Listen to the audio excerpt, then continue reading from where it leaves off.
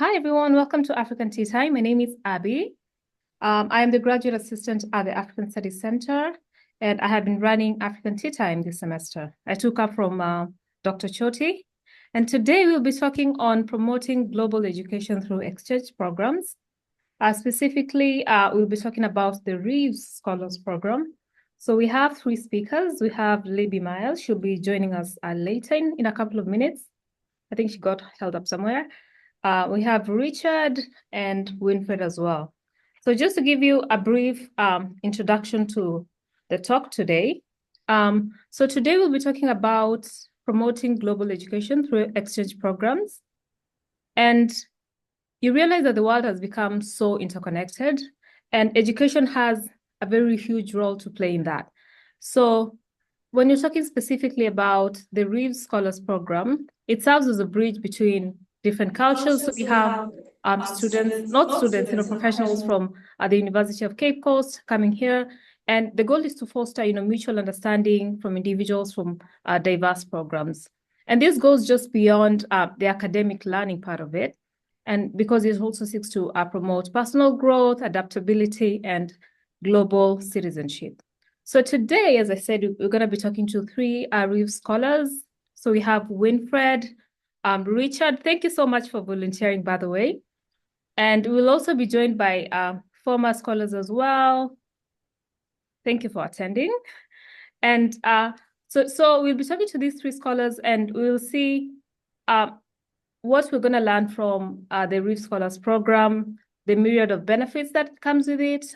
We'll be sharing stories among the scholars and the strategies that they have used to expand their reach and the effectiveness of this program, all right?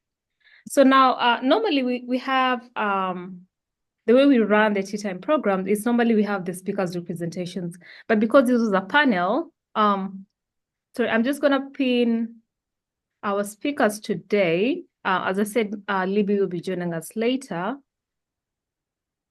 And I'm gonna pin Richard. All right, now you should see all of us together on the screen. All right, so today we'll just be having a series of questions. So I'm gonna be asking you questions. The other guys on the meeting are also invited to ask questions and to contribute as well. And that is sort of the format that we'll be conducting today's African Tea Time, all right? All right, so we will start. So a lot of you guys in the meeting are probably previously been part of this program, right? So what drew you to the Reeves Scholars Program? So why did you want to apply? Why did you want to be part of this program? What were you basically trying to get out of it? So any of you can take it up. Richard, would you like to start? Okay, yeah, I would like to go. Mm-hmm. So, for personal reasons, I've always been interested in going for opportunities like this. But what really caught my attention in terms of this program was the main idea behind the program. It was centered around future educators. And then I've always been interested in knowing how other part of the world their classroom looks like and how teaching looks like in other classrooms, and also how society they view education and how education also reflects on society. So when I saw that this program was centered around these areas, it actually got into me. And that was why I applied for it. And thanks be to God, I was interested as part of it. You see, so that's what actually pushed me for it, because the focus was on future educators. And as a educator, I also wanted to know how teaching is like in other parts of the world. So that's basically the reason why I chose this program. Oh, interesting. So basically what you're implying is that this is a program that is centered around educators. And so if I would ask you, Winfred, are you an educator as well? Yes, please. Actually, I'm into education. Yeah. Yeah, so maybe you can also take this opportunity to introduce to us what you guys do that sort of aligns to what the Reeves program is about. All right. So The Reeves Scholars Program is actually a very life transforming program, if I should say. I made a personal search about it, and then I realized that it offers us the opportunity to be open minded, that is, future teachers and critical thinkers. I actually love globalization. You realize that teaching actually is a form of teamwork. We can't just work on our own. So we actually need to hear from influential speakers, and actually realize that there are a lot of speakers that comes on board to share their ideas and actually their experiences in teaching. So that is one thing that actually transpired, like really inspired me to be part of the scholars program. Oh, all right. So, so Winfred, I'm just gonna stick with you for a minute there. So, moving here, coming to sort of integrate to a different culture, seeing how different educations from like a different part of the world conduct their teaching. There has to be a lot of like cultural integration. So, you move to a different place, you're dealing with different people. So how hard was it for how hard was that for you?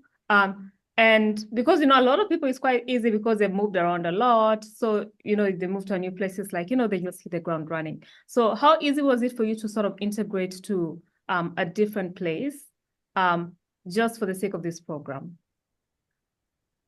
All right. I always say that what what actually determines right and wrong in a particular jurisdiction is culture.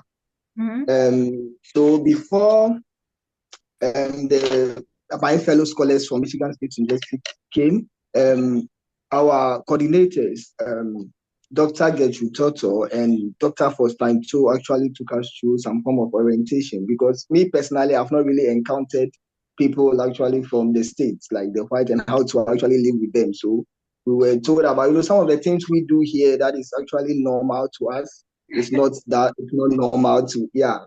Let's say, for instance, I can meet a fellow friend, let's say a female friend, and you can just, in the form of greeting, just hug the person or sometimes shake hands. But it is not the same when it comes to so we receive some form of orientation, and we were also asked to read more and also actually know how to speak when it comes to our interactions with them. So when they came, actually, I would say I didn't really find it difficult, because I was at a point I have to ask some of them if I'm actually infringing on their rights or I'm actually going wayward. And some of them are like, oh no, if you are doing that, I'll tell you.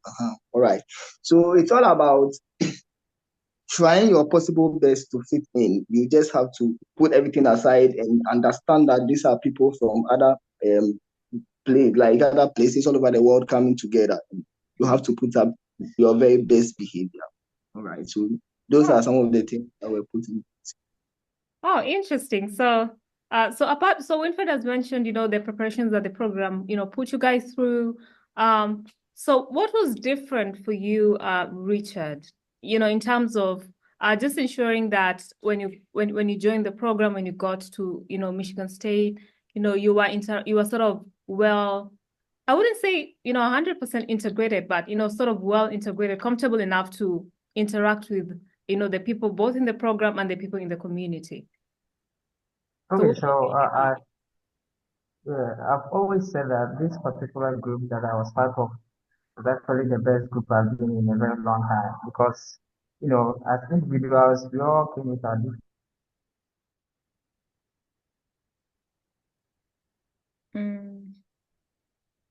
I don't know. It's just the nature of the program, because earlier in the program we engage in virtual learnings, peer-to-peer meetups.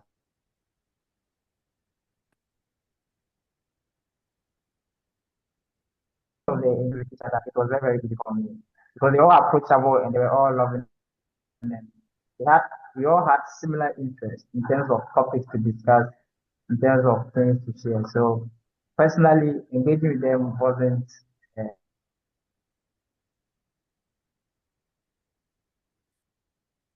uh, you cannot do when you are there, because in terms of the difference. also another thing that plays a critical role. So you need to be conscious of what you say, you need to be conscious of what you do because you're in different environments. Yeah. All right. I'm sorry, Richard. Not be too much skeptical about it. All right, Richard, your connection doesn't seem stable. You keep disconnecting. I don't know if it's just for me, but your connection is not very stable. So maybe you can. Okay, okay. All right. All right. So we have a comment. Oh, cohort 4 did not get the opportunity to come to Michigan. All right. So Emmanuel, maybe you want to tell us about that. Oh, sorry, that was a direct message, but so for those who didn't get the opportunity to come to Michigan, what happened? What did you do instead? Like, what was sort of the general layout of the program? Well, I think it was a more structural problem than we thought. It was an unfortunate event which occurred, and so we cannot share blames, but we have been assured that we will still make the journey, and we are hoping that we make it. But Oh, it's not only about the traveling parts, but like I was saying, the program is not only about the traveling part. It's a whole lot. It's a whole lot coming together to make the program lively. So even if you have not got the opportunity yet to travel, you enjoy the other things like the virtual learnings, the peer-to-peer meetups. They are all very educative and it exposes you to things that you've not even been exposed to in your 4-year degree. So there are other things that you benefited from, and they are still hoping that you make the journey. Yeah. great.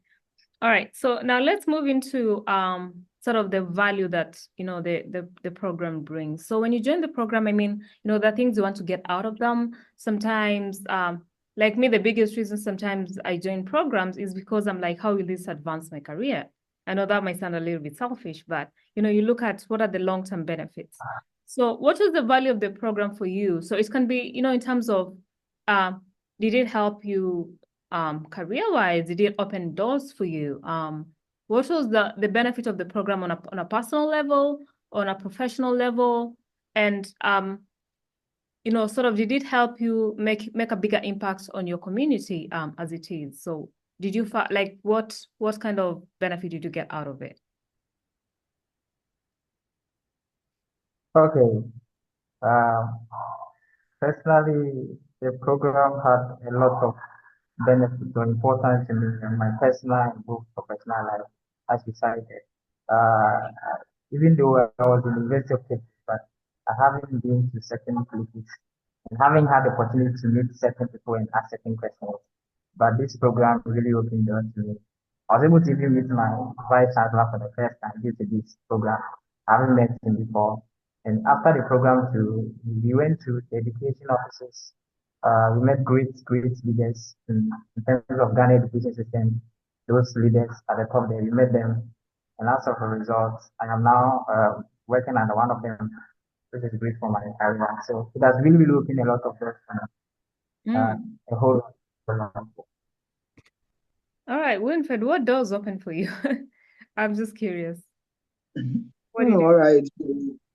As Richie said, I've also been able to meet great people that it might take me about 10 to 15 years to meet. But because of this program, I was able to meet most of them and very inspirational people. Most of the things they share with us are actually life transforming. On a personal level, I would say that this program has actually really developed my thinking abilities and how I visualize life in a certain perspective. I quite remember when Dr. Maji, Dr. Upenyu actually spoke to us about blind spots. Yeah, he made a scenario that when you are driving, there is something that is called blind spot. And we related that to our personal lives. It's like there are certain things that we overlook, but actually we have to check and then check again. And then I realized that there are a lot of things personally I really have to check. And it was all through this program. So on a personal level, I think my way of thinking have really improved. Yeah. I really love the program and In fact, I'm so happy. Okay. So Winfred, you said that it has changed your thinking. Would you mind to elaborate what that means? All right. So there are certain things, like let's say, for instance, maybe I could be talking to a friend, and then maybe I'll be on my phone and chatting or something. There was a time Dr. Upin also made another scenario. It was like there was a time we were supposed to check in, and then he narrated how a good friend of his passed on, and so sorry for that. And then he was like, the best gift we can give to each other is when we are seated like this, when we have each other like one-on-one, face-to-face like this, and we are talking, and we can really feel the vibe. So it's like certain things that on a personal level, I overlook them like these are normal things. It's actually very important to take them into consideration. So, yeah, because life as we see is beyond what we always know.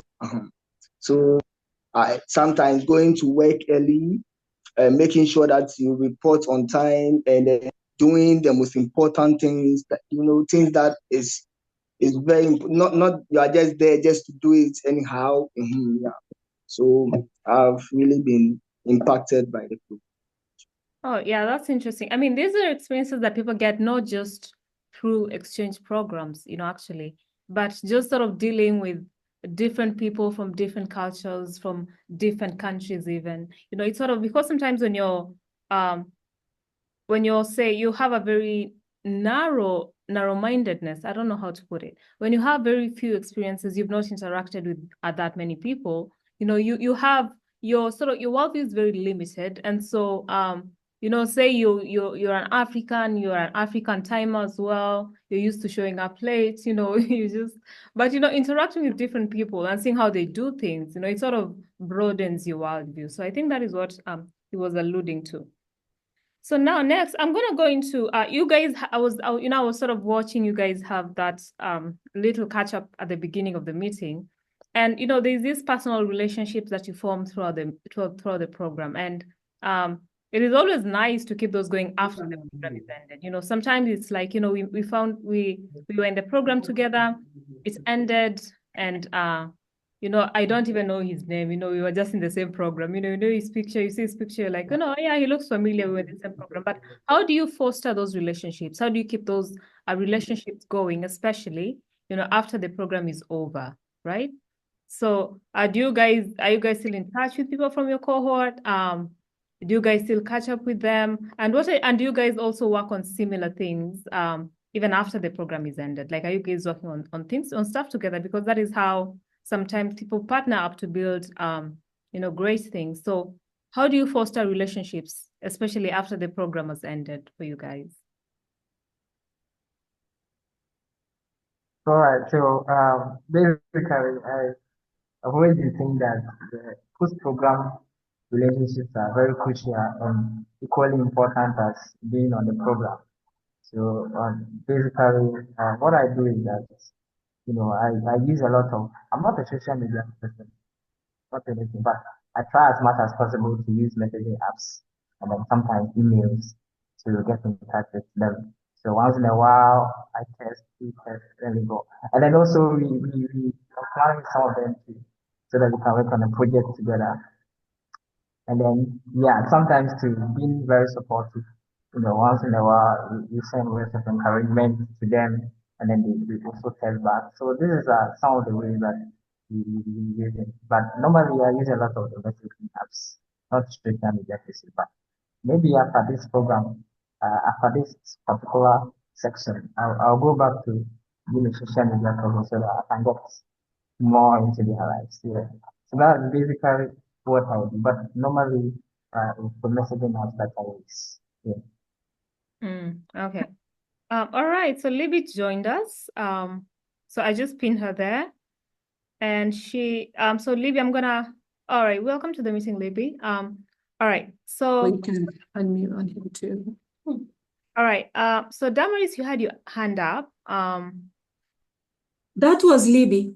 We're here all together. Yeah, we're all together. Awesome. All Mhm. right. Winfred, just the same question.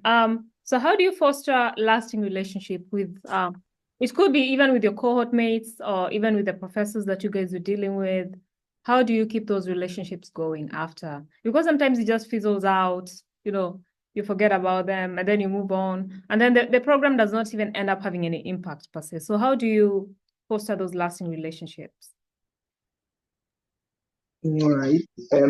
I would say I'm very fortunate that I'm actually in the same department with Dr. Gertrude Toto, and then Dr. Foster is also very close. So actually, I'm also doing my national service with them. So like Dr. Gertrude Toto, I most of the time see her because we are actually at the same department.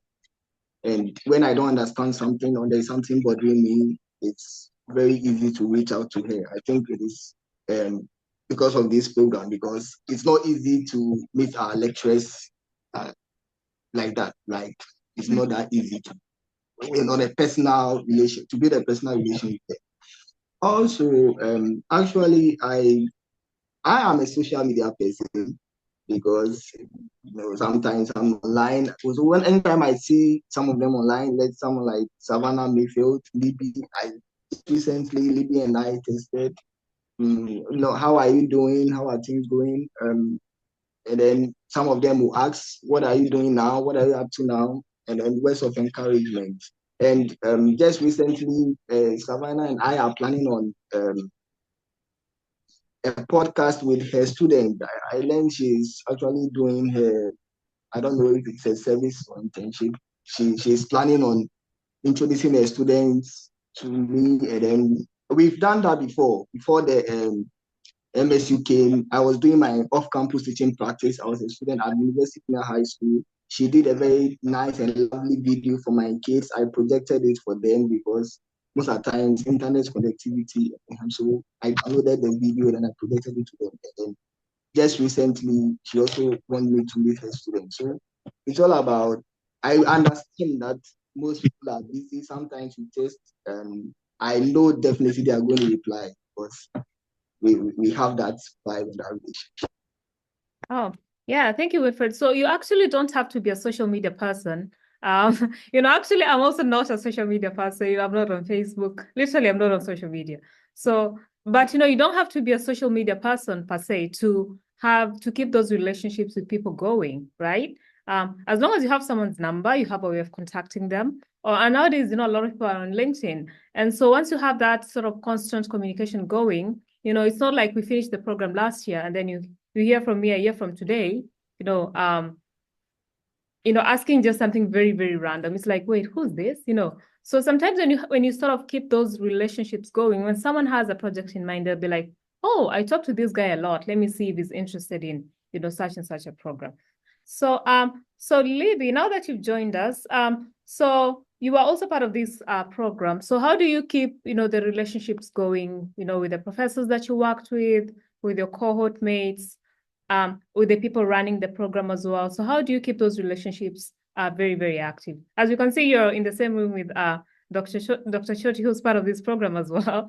But how do you keep those relationships open and going? Okay.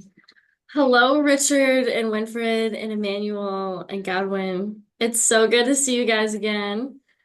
Oh, I miss you guys so much. I just wanted to say, so I think that keeping the relationships. Oh, he's wearing his MSU shirt. Oh. Godwin or Richard is. Oh. Yeah. Wow. Global Spartan. So, keeping those relationships is definitely a big part of the program, the alumni connections. We had a lot of time and experience together during our semester and our travel time together. So I feel like we're very invested in each other's careers with teaching, especially.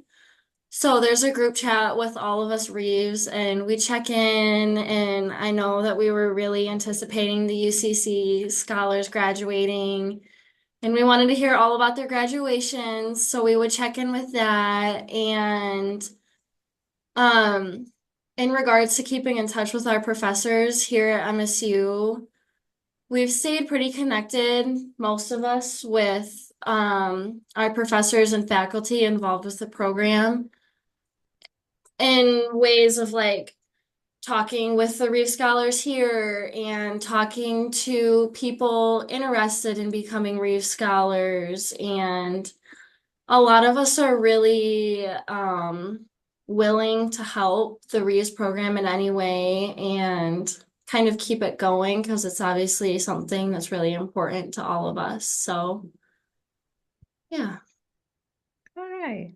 All right. Thank you. So I wanted to move into sort of a different topic, and I think Winfred, I was just about to ask Winfred, where's your Spartan shirt? Today would have been a great time to wear it. All right. So I was gonna move into a different topic, and that is the whole thing about, cultural differences and, how they impact your worldviews. And I think, Winfred, you talked a little bit about that. But now I'm going to come back to you. But before I do, I'm just going to go right back to Libby. And so what impact does the cultural differences that people have, impact the worldviews? This can be, different issues. It could even be, politics, climate change. So what is the impact of cultural differences? What is the importance of having these different cultures? Okay, so obviously learning about different cultures, especially living in the US, is almost like a responsibility, a social responsibility for all of us. So we can better understand and engage in conversation with people. And I know, especially for me, kind of opening my worldview and my knowledge about different cultures in big part because of this program has helped me out a lot in my intern placement this year. We have a lot of students in our school that are immigrants from different countries. There's a girl in my class who just moved from Afghanistan like a month ago. So just having an understanding of how different cultures can be is really important. And I think one thing that's really helped me kind of empathize with particularly the students in my class who are immigrants is remembering how uncomfortable, in a good way, it was just different, like how uncomfortable I felt when we traveled to Ghana. And just thinking about how those students must feel being in America and like in school and how overwhelming that must be for them. So I can kind of empathize with the discomfort and like newness that they're sitting with as well, and just empathize and understand and try to help bridge that gap and understand them a little bit more. All right. So Libby has mentioned, it helps you sort of put yourself in these people's shoes a little bit and sort of empathize with them, empathize with the situation. And Winfrey, this may sound like a repetition, but what do you think about how do cultural differences, so dealing with different people, how does that impact your worldview on, different social issues? Or how did that help you, especially within the Reeves Scholars Program? Oh, all right. Actually, in most instances, I personally believe and I understand that genetic codes and environmental factors actually play a crucial role in how we do things. So you don't actually expect people to be the same way as you, because we all have different ways we were raised. And actually, my fellow scholars are even actually from a different country where the practices are not the same as what we do in Ghana here. So the most important thing is to understand and respect each and everyone's views and opinions. And I think if we are able to do that, we all live harmoniously. I'll mention Dr. Opinio again because he loves reading storybooks. I realized I recall that when we came, there was this book that children's storybook that he read to us is about a storm that's what actually occurred, and that storm kept the family together. And there was a time they couldn't even entertain each other, but living together for some time, they were able to actually maneuver their way to like knowing what this person likes and what this person doesn't like. So it's all about actually respecting others' opinions and views. Even family members sometimes have their differences. So you should understand that every person is different. Everyone has his own ideas and perspective on how to do things. So basically, this has actually helped me a lot because even where I'm doing my national service now, I'm even dealing with people, even in the same country, but from different backgrounds. Like some are like I'm a Ghana, others are Fantis, others are Ewes, and you just have to know how to respect their way of doing things. And when you do that, you won't live harmoniously, no having problem with anyone. All right, Richard, do you want to talk about that as well? Cultural differences and worldviews. I think that sometimes before you travel to another country, there's a story which is being told about that particular country before you go there. So there's a certain perception concerning that country, which sometimes you hear on the news or from friends or from relatives or anybody who has been there before. So I personally think that I don't believe in stories. To me, exposure is the best education that one can have. So in terms of culture, once you travel and you're being exposed to it, you begin to really get an understanding of why certain things are like that in that particular place that you find yourself.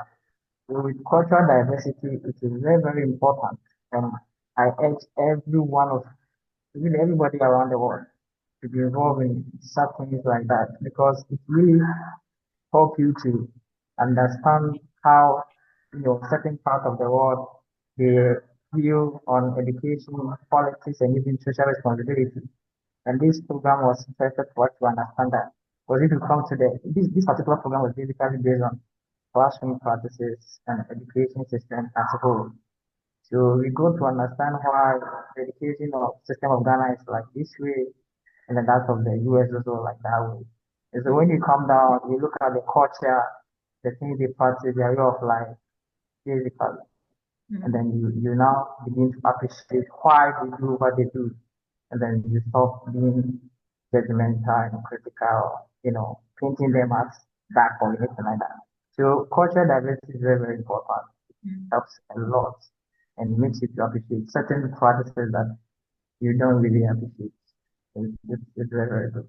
And it really helped me on a personal note to, understand certain lifestyles and certain things. Because, on this continent, they're very religious, but on the other side, they may not be. So you might have different view concerning that. But if you go there and then you look at their system, you understand why they are what they are. And it's very, very good. So cultural diversity it has been part of this program is very, very helpful. Thank you. Oh, okay. So we had a question from Shelton. I'm sorry, as someone that hasn't done this program, I'm trying to understand this topic or program that you're talking about. Could I get more context on what you do and why? So it looks like it's the first time attending an African Tea Time meeting. All right, Dr. Choti, you can take that up. Yeah, I think I was typing the response, but I can respond verbally. So the Reeves Scholars Program, it's a reciprocal exchange program. It's a type of education abroad program, but it's unique because the exchange is reciprocal and it's between University of Cape Coast, Ghana, and Michigan State University. And the participants of the program are teacher candidates, like students who are training to become teachers. And what the program does, there's two components of the program. The first one is a seminar that happens in the spring semester. And in this seminar, so you have the scholars from UCC, that's University of Cape Coast, and scholars from Ghana that are participating in that program, take seminars together. And these seminars run throughout the spring semester. I would say they're bi-weekly, they're offered bi-weekly. And the discussion in these seminars is just kind of getting experiential learning, because you know you're a teacher, you have your classes like as a teacher, but then this program, why I say it's more than a study abroad, it's because you get to learn from one another. Most of the time, study abroad programs or education abroad programs take students, let's say from Michigan State, to some country, some location in somewhere in the world. It doesn't necessarily have to be Africa. But this one, the students get first to learn together as a cohort, virtually in that seminar. And for MSU students, they register as a 1-credit course. And after those seminars, there's a travel component where the UCC scholars first get to come to Michigan State University towards the end of the spring semester. That's end of April to early March, like let's say March 9th, around that. After they come here, the activities that they do are varied. They visit schools. As I said, this should be like outside of classroom learning, complementing what you've learned in class. They visit different types of levels of schools here in Michigan. I would say different places, visit different sites, educational sites. Some of them would be like recreational, it doesn't have to be all academic, but just getting to learn what is teaching and learning outside your context. That's what is teaching and learning like in Ghana, for example, and what is teaching and learning like in Michigan. So basically, that's what the program does. After they're done from here, sorry about that. After the UCC cohort are hosted here by scholars at Michigan State University, then the whole group, basically either 10 to 16, that's the maximum is 16, 8 from the different institutions, they travel back to University of Cape Coast. They do the same thing. They get to experience what is it to teach and learn in Ghana, hosted by UCC scholars. So that's why you're seeing them behave like family. If you've been in this call for a little bit since we started, you can tell that the scholars from UCC and the scholars from Michigan are basically like family. So basically that's the program. You can think about it as a education abroad program, but just unique in a way that it's reciprocal in nature. So I think I've responded. Shelton, have I responded to your question? Yeah, you did. Thank you. Oh, you're welcome. I just wanted more context, so try to relate to what Yeah. you're saying. That's all. No, I get it. Thank you for asking. In fact, we should have given that context from the beginning. Back to you, Abby. All right. And just to give a bit more context, so these African Tea Time meetings, we have them every 2 weeks. We discuss different topics. Like today, we were talking about, promoting global education through exchange programs. We talked about gender equity. That was our very first meeting in the first semester. We talked about, food. I can't remember what the exact title was, just 2 weeks ago. So we sort of have these varied topics that we discuss every tea time. So it's just not this program. So these happen to be what we are discussing today. So just to give you a bit more context. All right? Yeah, just to add a little bit, then thank you, Abby, for adding that tea time component. It's a platform, like the African Tea Time is a program that is facilitated through the African Studies Center. And before COVID, we had a student group called Kongamano that helped facilitate the program. Like, for example, today they would be helping Abby and myself to facilitate this program. And just because it was asked if anybody here would be interested in being a part of the African Tea Time through the African Studies Center, all are welcome. So, and we, as Abby said, we discuss different topics. And even if you have a topic, in fact, if you have a topic that you think, or you have somebody, a speaker that you think would be, good to share their knowledge in different fields related to Africa, connect them to the African Studies Center through Abby, and then we can work with them and we can give them a chance to share their experience through the African Tea Time. Thank you. All right, Shelton, I hope that answers your question. All right, so we're just moving to the end. So of course you experienced, different sort of learning methods here, how they conduct teaching and learning, in the US and, in Ghana. And so what are some of the things that you think could have been transferable, in terms of, because I mean, these systems are completely different in essence, right? So, and the goal is, to learn how do these people do their things and how do we do our things and how can we improve, our systems. I mean, they don't have to sort of replicate the exact same thing, but the goal is also, to pick a few ideas from here, a few ideas from there, and sort of bring them together to improve your systems. So I feel like I'm picking on Winfred a lot. So Richard, do you want to go first? Yeah. Hmm. Okay, so there are a few things I think that the Ghana education system can take from this particular program. There was one virtual meeting we had, and then we were discussing about languages. So the question about why is it that the schools in Ghana here, they forbid students from speaking their language and imposing the English language on them. So it's still in play here. If you go to school, don't speak English language. And teachings are all taken in the English language. But the instance where you go there and then just to be practical. The instance where you go and then the children in the class, maybe a primary level 7 or level 8 today, here in Ghana here. In the deprived areas, you go there and most of them, they cannot even speak the English language.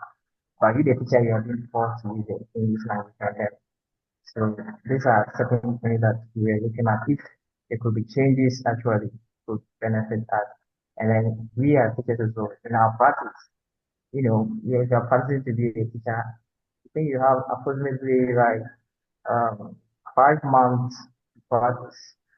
Yes. All the rest is uh, pure knowledge. Pure knowledge. The only time you have practical approximately 5 months or 6 months. Yeah. And if you look at the side of the US, it's different. The practical aspect is much more than the knowledge aspect. So these are things that if you bring it here, it can really help because the other teachers are there that, and the teaching profession in its own also, some teachers are there, they are just there because they are there. Because the teaching here is more of a fake job. They are lower turnovers as compared to other aspects of the world. So most teachers are there because I can cite an example. Was it this particular we went to supervise one of the schools and I had a chance to speak with one of the teachers there. She was an English teacher. So I asked her that why teaching and she told me that this was a job she wanted to do, but she's in it. So I was just thinking, like, hey, this is the job you wanted to do, but you need. So I asked her, what do you want to do? And he said that she would do it. So then you better leave because, because of the nature of the way that the pay system is here and how it is more of a good job. When people go in it, how only for them to leave because their government will pay. So if there could be a lot of things that could be inculcated into the teaching education, it would really, really help in this country. Yeah. All right. Thank you, Rich. So Winfred, what about you? What are some of the things that you pick up that you probably think you could sort of incorporate into your teaching?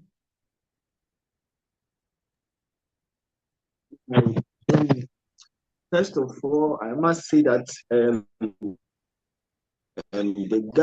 Ghanaians have really tried when it comes to our educational system because Ghana is a developing country and we have limited resources. But yes, so we have been able to raise doctors and lawyers who are able to also compete with internationally. So I think our educational system is more of grammar based. That is reading, and then we most of the times ignore the technical aspect. So I think if we are able to incorporate technology into our teaching and learning, I think that would be a plus.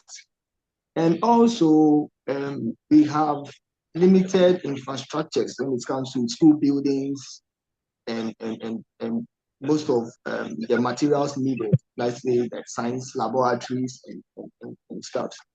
But I was very happy when I heard of nature-based school in the States. That is where I think under trees and most of the learning is going on, and I think it has been branded well to be called a nature-based school. So I think if that's one thing I want us to also incorporate in our system, because we could have students under 3 years, but we should make it more presentable. Yes, and then you can also call it nature-based school if that is it. Yeah. So I think these are things that we should actually look at. And also when it comes to teaching here actually is more of sacrifice, because teachers being looked upon in Ghana is beyond reasonable doubt. So I'm hoping and praying that there will be a time where teachers here in Ghana will be highly respected, so that they can also give in their all and their best to also actually raise the future generations we all hope for or intend to have. So that is it. Okay, thank you. So I'm just gonna ask you to contribute as well, Libby. But before I do, so it's now open. If you're interested in telling us about your experience as a Reeves Scholar, if you are part of the program, or just any general remarks, on the topic of promoting global education through exchange programs. So if you're in the meeting and you'd like to contribute, you can just raise your hand, and I will ask you to speak. All right. All right. So Libby, just the same question.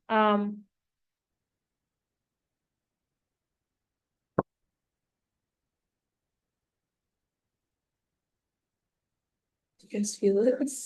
Abby, are you asking for my general remarks on the program? Is that what you're asking? Well, yeah, you could do that as well, but yeah, you could do that as well, actually. Yeah. Okay. I didn't prepare for this question. My general remarks on the program. Do you have any, Sarah? Talk about your experience, What is your like a takeaway, a highlight. I'm like blanking. Um, Sarah, do you have any? We're all Reeves I would- Scholars here. I would say, It's well, so hello general. everyone. Introduce yourself, I'm please. Zara. It's nice to see some familiar faces. Just to add about my experience as like a general remark about it, I felt it was very heartwarming and community oriented, and I felt all the conversations we had, I just feel like every now and then I think about them, and I think they were so meaningful and really shaped how important it is to listen and understand each other. And I really gained that from the program, how we can all bring something to the table that's different and it's gonna change our perspectives on things. And I really liked that the program pushed us to do that. Yeah, Reeves Scholar. Yeah, and Dr. Shoti, sorry to put you on the spot, but so there are people probably considering, applying to the program, learning more about, what the Reeves program is all about. So what would you say? Okay. First, I should mention that I'm leading this program for the first time this year, but I had a privilege and an opportunity to travel with this team here, and I got an opportunity to also meet the team that I'm seeing on screen, including Richard, Winfred, Emmanuel, Gifty, is there anybody? Oh, Godwin. Anybody else that I forgot? Joyce, she's an alum. Princess is an alum too. Yeah. Who is an alum? It's this one. Oh, Princess. Oh, Yeah. yeah. Princess Yeah, is an we alum met her too. when we were there. Yeah, what I would say is that first, my experience being part of the program for the first time, and in fact as an observer, because I wasn't participating as a program lead. My colleague, Dr. Upenyu Maje, was the program lead at that time. But I would say, even as somebody who accompanied the group just to get a sense of what's happening, because I knew that this year, somehow I was going to be the lead. So the only reason, in fact, that I got to travel to Ghana was to be able to have a sense of what really happens, because this program has been running for 5 years. And this year is the 5th year. It's a funded program, and hopefully we'll get some funding to continue to, 6th and plus years. But as a person that is just joining the program for the 5th year, it was going to be difficult for me to just take a group to Ghana without having some sort of experience. I know somebody had to have done that in the beginning, the first year, but I mean, since there was an opportunity for me to be part of it, I was.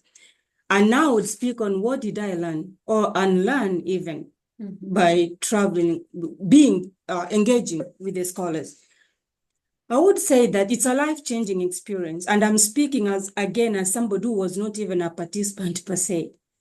So sometimes you think that you have a sense. In fact, let me speak from experience now. I'm from Kenya, I'm from Africa. And I would just imagine that just being an African and a person that has grew up in the continent, became an adult in the continent, I would understand the nuances and different, even in education. In fact, my background is in education. So I would just imagine naturally, being an African, being in Ghana, I would understand most of the experiences, or even the ways of doing things, the culture of doing things within the school system.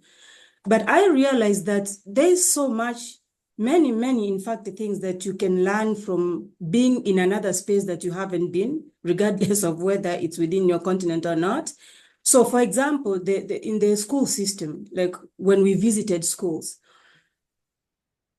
somehow I felt like Ghana is way ahead. If there's a Kenyan here, a Kenyan that is going to listen to me in this, it's because there is some type of passion that teachers bring to the classroom that I honestly don't think that I see a lot, or I experience a lot, or observe a lot within our school systems. And this is not everybody. But it wouldn't be just like by chance that every school you go to, I know sometimes people put a face for the visitors, but it's like teachers wanted to be teachers. Like somebody's in the classroom teaching, it's kind of they just want to be there. And then sometimes I even ask them, like, what makes you so happy being here, being a teacher? And they will tell you, they will answer it in different ways. But one thing that I learned, it's just like passion. Almost every teacher and maybe my friends here can also add to that, it's like that's our calling. They're there because they want to shape the lives of the kids that they were working with. So out of the many things that I learned, I said that you can't be done. Like you can't say that I'm done learning. There's some things that you learn, and then some you unlearn, in the sense that you know that perhaps that mentality, it's not productive in that space and in any way, in any social circle in the world.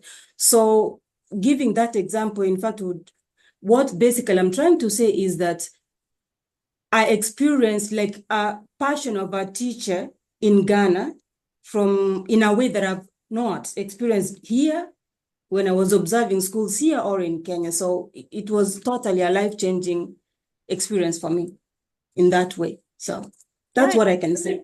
Thank you, Dr. Shoshi. So Emmanuel, you had your hand up. So I'm going to have you speak next. Emmanuel, are you there? Yeah. All right. Yeah, so I want to say something more. Hi everyone. My name is Emmanuel, cohort 4, Reeves Scholar. As Dr. Choti had already talked about the Reeves Scholar, I want to go straight to the question Abby asked about globalization in education and exchange program, if I heard it correctly. From this program that we did, I got to realize that one, it is very difficult for African students to get visas to European countries. especially African students in Ghana. It's very difficult, and that was one of the reasons why we couldn't travel to MSU for this cohort, because the date the embassy gave us was way off for the time we were to travel. So that is one thing I know people who want to go study abroad, they also face getting the visas from embassies of other countries. So it could be a topic that we can talk about on another time. And then another thing I also noticed because of this program, I realized that in Ghana, our focus on our education is so much geared towards performance. And so because of that, we have neglected a very important aspect, which is the affective domain of learning. You see, so I don't know if Zara remembers, but when we had a trip to the education office, the metropolitan and then the district, I was writing some things on a piece of paper, and she asked me what it was, and I was trying to explain to her some of the things I noticed. You realize that in Ghana, teachers and students' emotional needs are not catered for. So there's nothing like guidance and counseling being so much focused on in schools. Teachers, everybody expects you to come do your job, but when we went around, we realized that nobody asked the teacher if they had a bad day, if they are okay. Nobody asked students what is going on with them in the house. It's everything. Like, you don't get anybody doing that. They just expect that as a student and as a teacher, come and learn, come and teach, go, and then pass your exams. So that is one thing that I realized in Ghana, which you don't see outside. Because I know for most schools outside, they have guidance coordinators who are so much focused on getting to make sure that the mental health and the emotional health is met. So if I want to say something about it, the exchange program drew my attention to this pertinent problem. And I'm hoping that I can do my master's about this thing so that in some few years to come, Ghana would have a different story. We wouldn't hear about teachers killing themselves because they lost a bet. And so they felt like there was nothing to be done. Some months ago, a student died in school because a colleague stabbed the other student, and it was all over the news. And I feel like if guidance and counseling is so much in schools, this situation could have been avoided. So yeah, thank you very much. All right. Thank you so much, Emmanuel. Hi, Abby. Yes, go ahead, Dr. Choti. Just a quick, maybe it's a question to Emmanuel. I don't know if you remember, this question was asked several times to the different places that we went, different schools especially that we went to, we visited. What makes you so passionate about teaching? Why do you show up every day? Because as you explain it, as somebody who is a teacher candidate or just, graduating from college and going to become a teacher, it does seem like teachers do it anyway, regardless of all those challenges that you raise. They're happy to teach. So could you briefly just comment on what makes, at least for the ones that we visited, what makes them just put that face on them? So, Dr. Choti, I wouldn't say it's a face. Genuinely, most people in Ghana have the passion to teach. That is true. But you see, in the States, or let me say, from the little conversations I had with some of the MSU scholars and some of the information I know about European schools, there are some workplaces that it is mandatory for you to go and see a counselor like once a month to know what is going on in your head, how you are doing as an individual, at least something to show that the company also cares about you. But in Ghana, that system is not there. It is only when somebody doesn't report to work before you actually get to know that the person is sick. But you shouldn't wait till the person falls sick.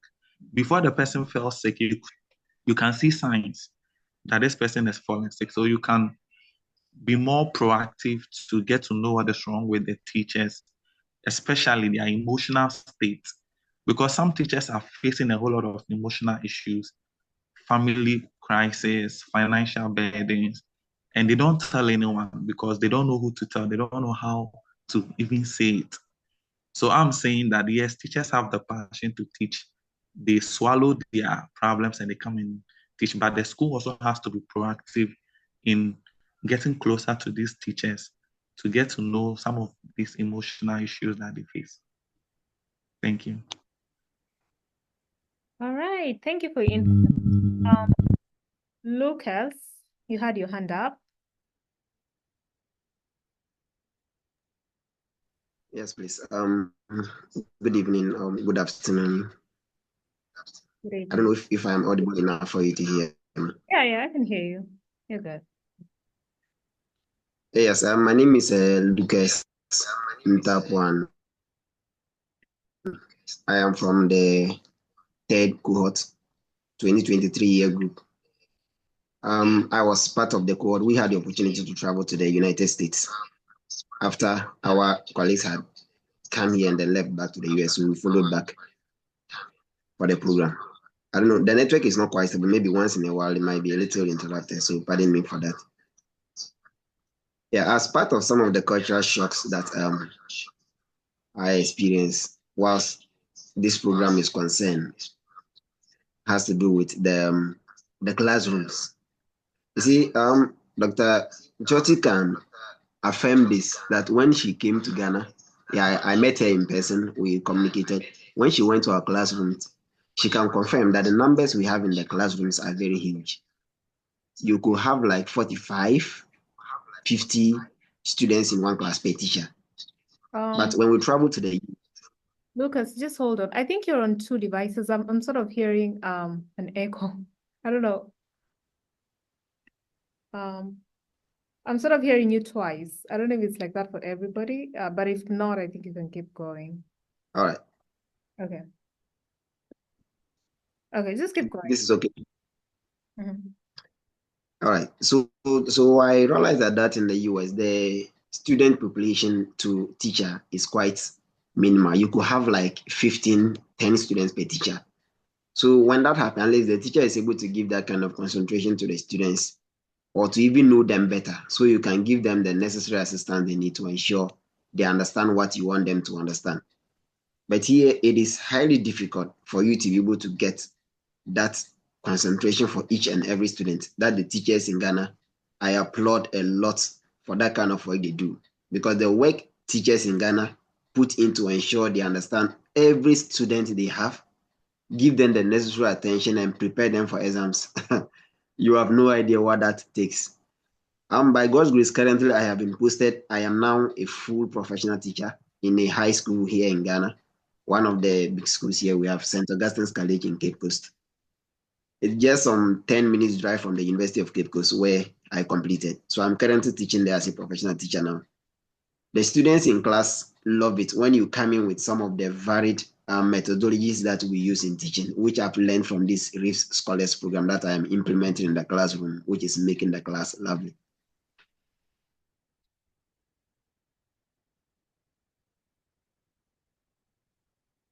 You see, the Ghanaians rise onto their feet, they welcome you into the classroom, and then you feel like you're at home. So you are ready to deliver whatever you have for them, and then they are ready to go. I've also just initially in typical Ghanaian class, when you want to answer every question, at least you have to stand on your feet before you deliver your answer. But through this Reeves Scholars Program that I have learned, at least it made me understand that no, at least the students, you should give them the chance, the options to choose whichever they are comfortable with. If the student feels comfortable to sit, relax in his seat, and then is capable of giving you the answer that you desire, you should just allow the student to feel comfortable in the desk to talk. Some people, when you ask them to stand on their feet, it will interest you that whatever they wanted to say, might disappear. They might just go blank and they wouldn't know what to say again. So I go into the classroom, I give them the freedom. Either you want, if you prefer to stand, because some of them are already used to the standing, if you automatically, when they put up their hand and then you call them to talk, they just automatically stand.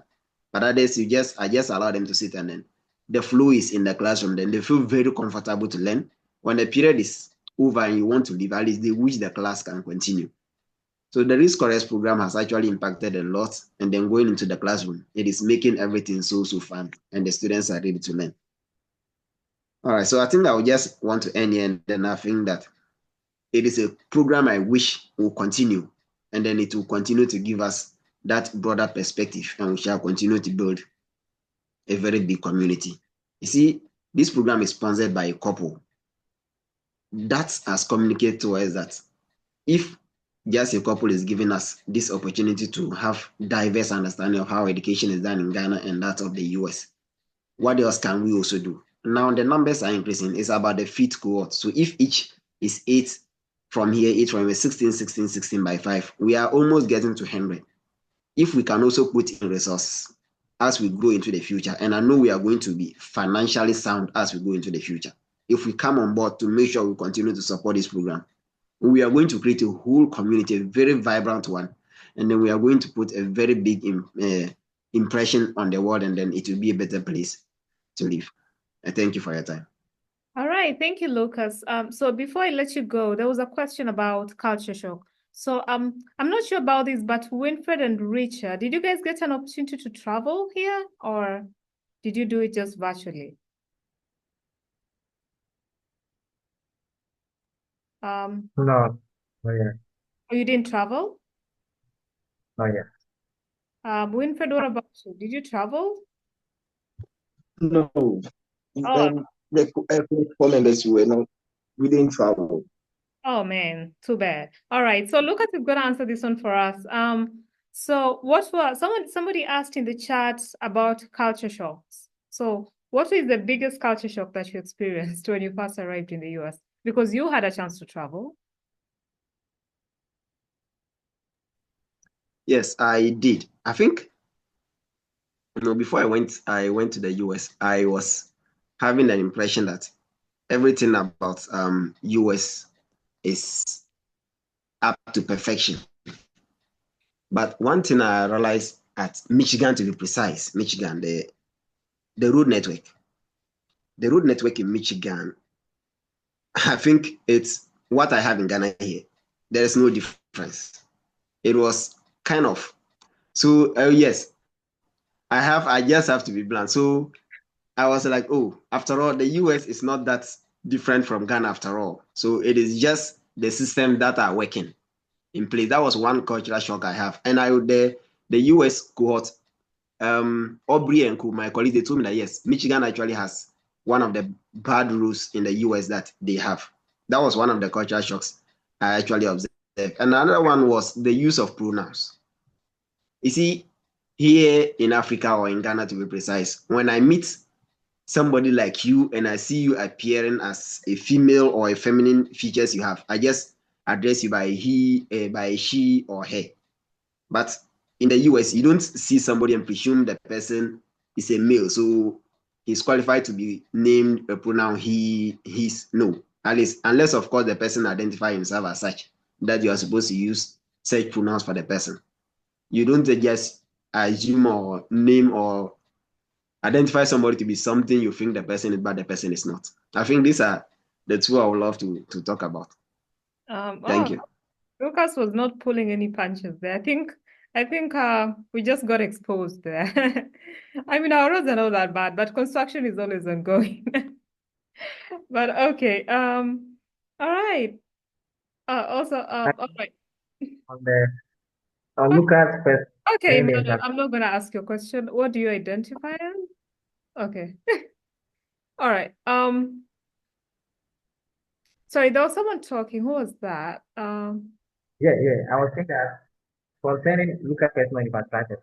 I think when they came here, especially when they got to Accra, they were asking me a lot of questions. They were like, "Oh wow, Ghana is very nice, especially Accra." When they saw the nice buildings there, they were like, "Oh, do you have nice places in Ghana?" So I was a little bit confused. Like, wow, I thought they are coming from, US, so their praises is supposed to be more superior than here. But when they came here, they were just praising the infrastructures, especially in Accra especially. They were like, oh wow, this is very nice building. Oh wow, it was a very nice. I was very, very shocked there.